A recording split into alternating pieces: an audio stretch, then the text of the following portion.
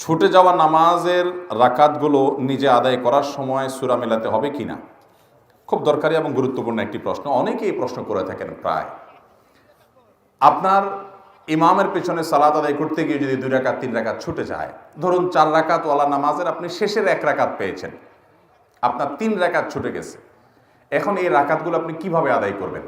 এখানে 2টা দিক আছে, একটা হলো কেরাত পাঠ, আরেকটা হলো বৈঠক।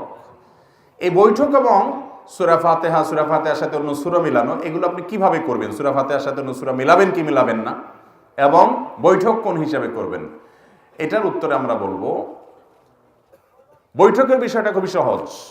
আপনি যদি শেষের রাকাত পান 4 রাকাতওয়ালা নামাজের, তাহলে আপনি নিজে যখন ইমাম সালাম ফেরানোর পরে সালাম ফেরানো ছাড়া আপনি দাঁড়ায় যাবেন। দাঁড়ায় গিয়ে আপনি যখন সালাত শুরু করবেন, আপনার প্রথম রাকাতে আবার বৈঠক করবেন। ইমামের সাথে তো বৈঠক করছেনই, এরপরে দাঁড়ায় যখন আপনার 3 রাকাত ছুটছে, ওই 3 রাকাত পড়া শুরু করেছেন, ওই 3 রাকাতের প্রথম রাকাতে আপনার আবার বৈঠক করবেন। তাহলে পরপর 2টা বৈঠক হবে, হোক, কোনো অসুবিধা নেই। কারণ আপনার এই প্রথম রাকাতটা মূলত আপনার জন্য দ্বিতীয় রাকাত, কারণ 1 রাকাত ইমামের সাথে পেয়েছেন, আরেকটা একা একা পড়ছেন, তাহলে এটা কত নম্বর রাকাত হলো?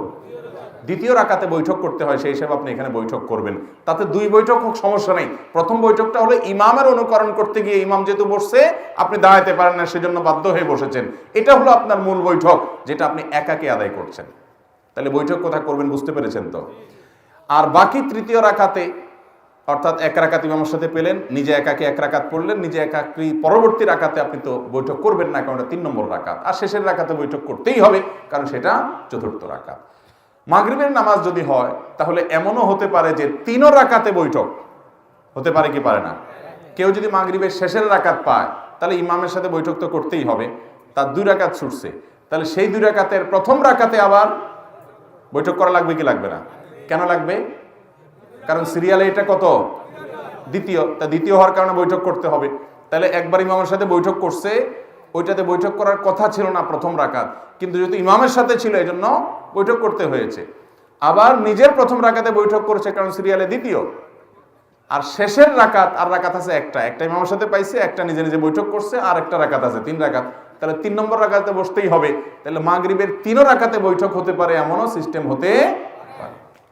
তাহলে বৈঠকের বিষয়টা ক্লিয়ার, ঠিক আছে? এবার আসেন সূরা মিলানো। সূরা মিলানোর জন্য ওলামা একরাম এবং ফোকাহ একরামের 2টি মত আছে। অনেক ওলামা একরাম বলেছেন, ইমামের সাথে যে নামাজগুলো ছুটে গেছে, 3 রাকাত 2 রাকাত, যেগুলো ছুটে গেছে পায় নাই, সেই নামাজগুলো যখন মুক্তাদি পরবর্তীতে ইমাম সালাম ফেরানোর পর তিনি দাঁড়িয়ে একা একা আদায় করবেন, এগুলো তার সালাতের শেষ অংশ। অনেক ওলামা একরাম ফোকাহ একরাম বলেছেন শেষের রাকাত। ইমামের সাথে যেগুলো পাইছে সেগুলো প্রথম দিককার রাকাত, আর যেগুলো ছুটে গেছে সেগুলোকে শেষের রাকাত গণ্য করেছেন। যারা শেষের রাকাত গণ্য করেছেন, সেই মত অনুযায়ী সূরা মিলাবেন না।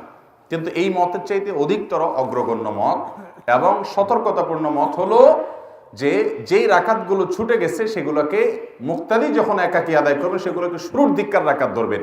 আর যখন শুরুর দিককার রাকাত ধরবেন, তখন সূরা ফাতিহার সাথে অন্য সূরা মিলাবেন। বুঝাতে পেরেছি? এবার আসেন আমরা এক্সাম্পলে যাই।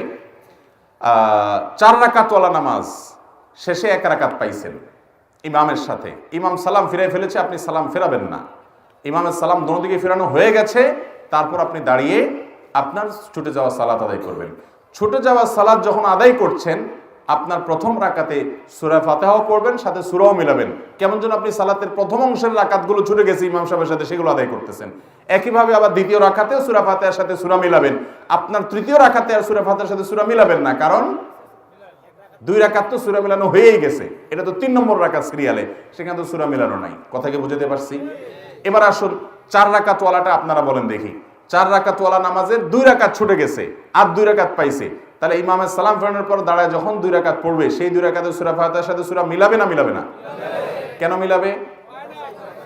কারণ কেরাতওয়ালা 2 রাকাত তার ছুটে গেছে, সূরা ফাতিহার সাথে সূরা মিলানো 2 রাকাত তার ছুটে গেছে। তাছাড়া ওই 2 রাকাত তার নামাজের যেগুলো সে পরে আদায় করতেছে, এটা নামাজের প্রথম অংশ ধরা হচ্ছে, যার কারণে সাথে সূরা মিলাবে।